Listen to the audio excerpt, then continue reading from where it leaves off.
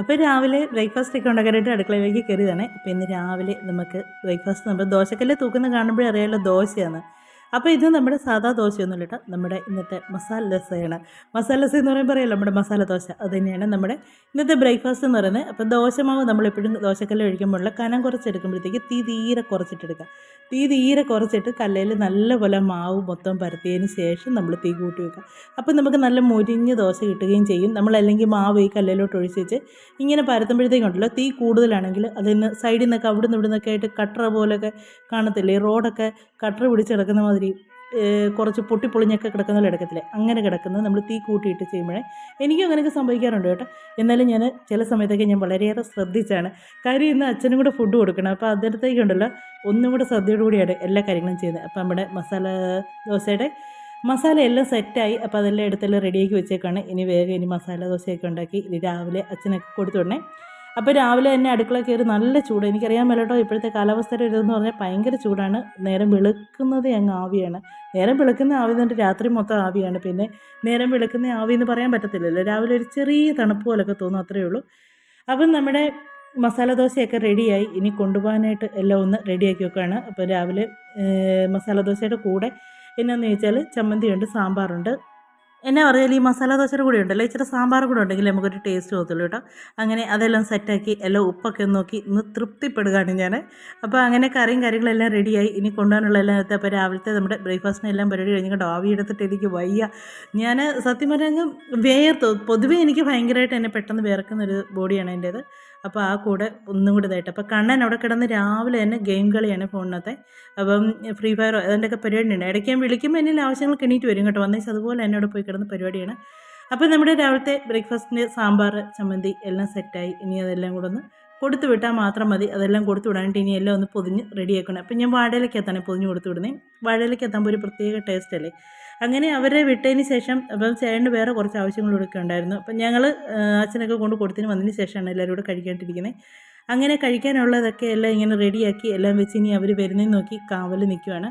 ഈ ഒരു കാത്തിരിപ്പ് എന്ന് പറഞ്ഞൊരു വല്ലാത്തത്. രാവിലെ നല്ല വെയിലാണ് കേട്ടോ. വെളിയിലോട്ട് ഇറങ്ങിയിട്ട് നമുക്കങ്ങനെ കണ്ണ് മഞ്ഞളിക്കുക എന്നൊക്കെ പറയത്തില്ല എന്ന് പറഞ്ഞാൽ മുഖത്തോട്ടങ്ങ് വെയിലടിച്ചപ്പോഴത്തേക്ക് ഭയങ്കര ഇവിടെ നിൽക്കുന്ന പ്ലാവൊക്കെ ഉണ്ടല്ലോ, എന്നത് ചൂടുകൊണ്ടാന്ന് തോന്നും. അതിൻ്റെ ഇലയെല്ലാം മുഴുവനും പൊഴിഞ്ഞു പോവുക. കഴിഞ്ഞ ദിവസം ഇന്നലെ തൂത്താണ്, കഴിഞ്ഞ ദിവസം കേട്ടോ ഇന്നലെ തൂത്താണ്.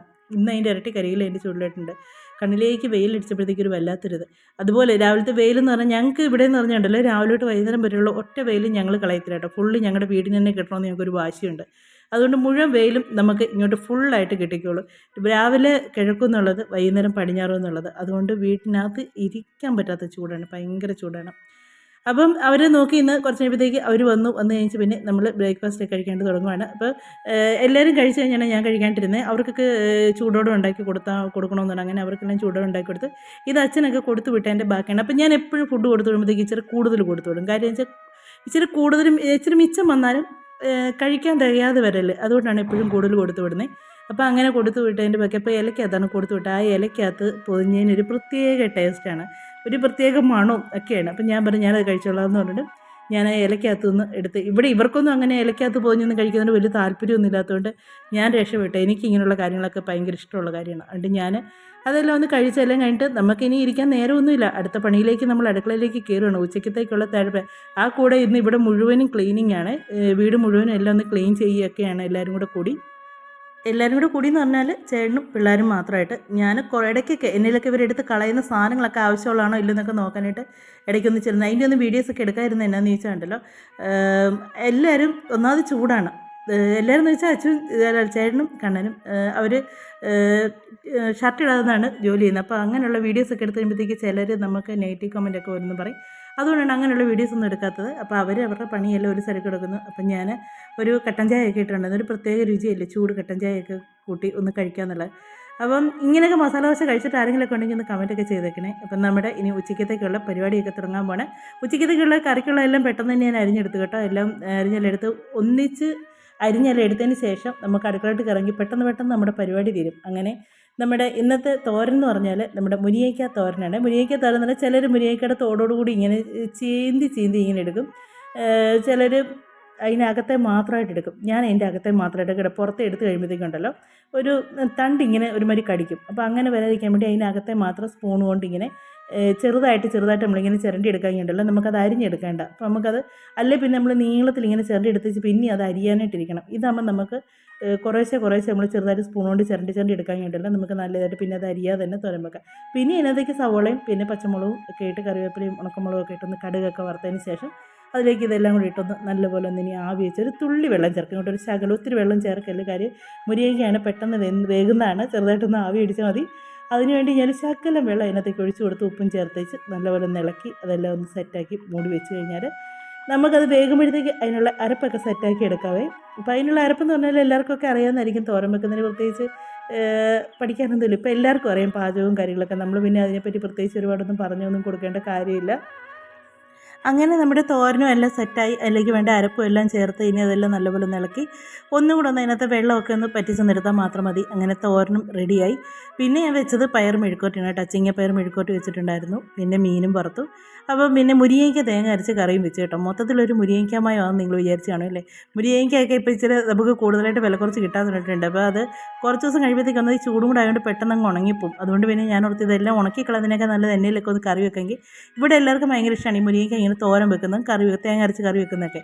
എന്നാൽ പിന്നെ അത് അങ്ങ് ആക്കിയേക്കാമെന്ന് വിചാരിച്ചു. അങ്ങനെ നമ്മുടെ മുരിങ്ങയ്ക്ക എല്ലാം സെറ്റായി. ഇനി അതിൻ്റെ ഉപ്പും എല്ലാം നോക്കുന്നതിൻ്റെ എല്ലാം പരിപാടി എനിക്കറിയാമല്ലോ. എൻ്റെ അമ്മ പുഴുങ്ങുക എന്ന് പറയും കേട്ടോ. എന്നാ ഒരു ആവിയാന്ന് ചോദിച്ചാൽ നമ്മളെ പുഴുങ്ങിയെടുക്കുന്ന പോലുള്ള അവസ്ഥയാണ്. അപ്പോൾ അങ്ങനെ ഞാൻ മുരിങ്ങയ്ക്കയുടെ ഇതിൻ്റെ ഉപ്പും എല്ലാം നോക്കി അതും എല്ലാം ഒന്ന് സെറ്റാക്കിയതിന് ശേഷം എനിക്ക് ഉച്ചയ്ക്കത്തെ അടുക്കളയിൽ എൻ്റെ പണിയൊക്കെ തീരാറായി കേട്ടോ. ഉച്ചവരെയുള്ള ജോലികളൊക്കെ തീരാറായി. ഉച്ചവരെയുള്ള ജോലികളൊക്കെ തീർന്നു കഴിഞ്ഞാൽ തന്നെ പകുതി ഒരു സമാധാനം. ഇനി എവിടെയെങ്കിലും ഒന്ന് സ്വസ്ഥമായിട്ട് നിൽക്കണം. എന്ന് വെച്ചാൽ നല്ല തിരക്കായിരുന്നു കേട്ടോ. കാര്യം അച്ഛൻ എനിക്ക് വലിയ ഹെൽപ്പിനൊന്നും ഇല്ലായിരുന്നു. കുറച്ചൊക്കെ ഹെൽപ്പിനേ ഉള്ളായിരുന്നു. കാര്യം അവർ ഞാൻ പറഞ്ഞില്ല എല്ലായിടും ഒന്ന് വൃത്തിയാക്കുന്നതിൻ്റെ തയ്യാറെടുപ്പാണ്. അപ്പോൾ കുറേ ദിവസങ്ങളായി കൊണ്ടൊന്ന് തുടച്ചിടുന്നു പറഞ്ഞാൽ നേരത്തെ എന്ന് പറഞ്ഞാൽ ഞാനിങ്ങനെ മുഴുവനും ഒറ്റയൊരു തുടക്കലുണ്ട് മാസത്തിലൊരു പ്രാവശ്യം. അല്ലാതെ നമ്മൾ ചെറുതായിട്ടെല്ലാം ഒന്ന് വൃത്തിയാക്കിയിട്ടാലും പിന്നെ ഒരു ഡീപ്പ് ക്ലീനിങ് ഉണ്ട് എൻ്റെ വക എല്ലാ മാസവും. അതുകൊണ്ട് നമുക്കങ്ങനെ ഇവരൊന്നും ബുദ്ധിമുട്ടറിയുന്നില്ലായിരുന്നു. എന്നോട് എപ്പോഴും ഇവരൊക്കെ ചോദിക്കുന്നത് അമ്മയ്ക്ക് ഇവിടെ എന്നെ ഇതിന് മാത്രം പണി, അമ്മയ്ക്ക് എന്നെ ജോലി എന്ന് ചോദിക്കുന്നത്, അമ്മയ്ക്ക് സുഖമല്ലേ വീട്ടിൽ ഇരുന്നാൽ പോരെ എന്ന് ചോദിക്കുമായിരുന്നു.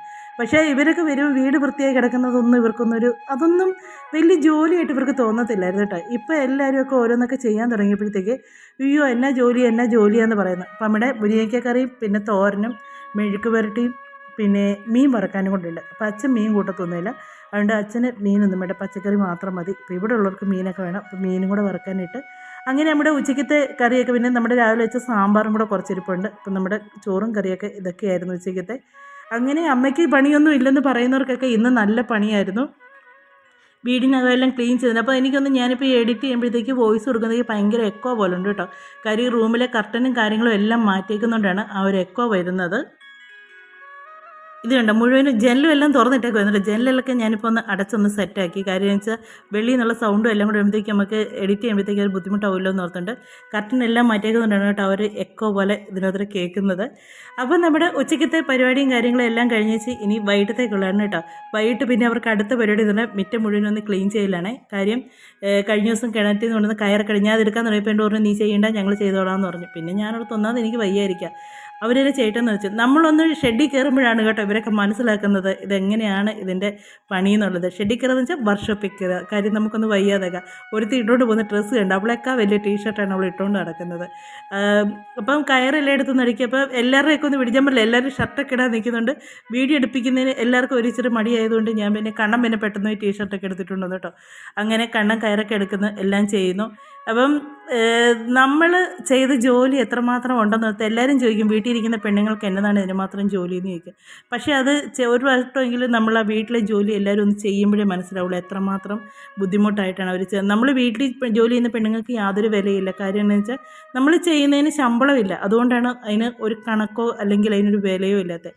ശമ്പളമുള്ളൊരു ജോലിയാണെങ്കിൽ അതിന് വിലയുണ്ടാകും. അങ്ങനെ എല്ലായിടവും ക്ലീനിങ്ങും കാര്യങ്ങളും ഒക്കെ കഴിഞ്ഞ് നമ്മുടെ ഇന്നത്തെ ഒരു വീഡിയോ എന്നൊക്കെ പറയുന്നത് ഇതൊക്കെയാണ് കേട്ടോ. നമ്മുടെ വീഡിയോ ഒക്കെ അവസാനിപ്പിക്കാനായിട്ട് സമയമായിട്ടുണ്ട്. അടുത്ത വിശേഷങ്ങളും കാര്യങ്ങളൊക്കെ ആയിട്ട് നമുക്കിനി അടുത്ത വീഡിയോയിലൂടെ കാണാമേ. അപ്പം നിങ്ങൾക്ക് വീഡിയോ ഇഷ്ടമാവുകയാണെങ്കിൽ സബ്സ്ക്രൈബ് ചെയ്യാൻ മറക്കരുത്. അതുപോലെ തന്നെ ലൈക്ക് ചെയ്യുക, കമൻറ്റ് ചെയ്യുക. നിങ്ങൾക്ക് വീഡിയോ ഇഷ്ടമായെങ്കിൽ നിങ്ങളുടെ ഫ്രണ്ട്സിനോടൊക്കെ ഒന്ന് ഷെയർ ചെയ്ത് കൊടുക്കാം കേട്ടോ.